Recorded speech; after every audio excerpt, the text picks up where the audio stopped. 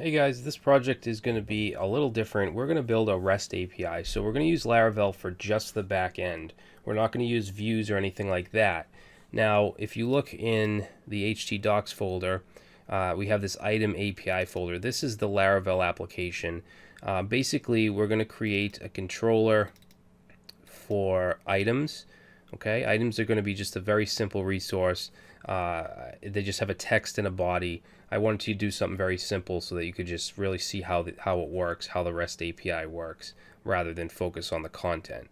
All right, and we have an item model. We have an item table. If you look in the database, you'll see we have a table called items.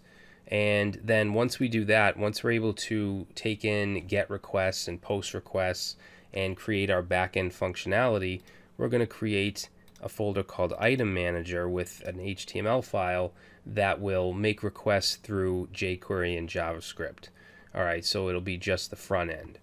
Now, if we look at right here, localhost Item Manager, this is the front end, and you can see we're actually pulling these through the API from the database.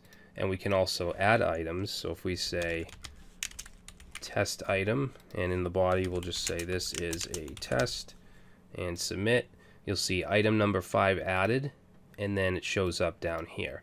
And if we go to our database and reload, you'll see test item. All right, so kind of cool. It's a little different from any other project in this course. It's a really good thing to know how to build REST APIs as well as the front end. So let's go ahead and get started.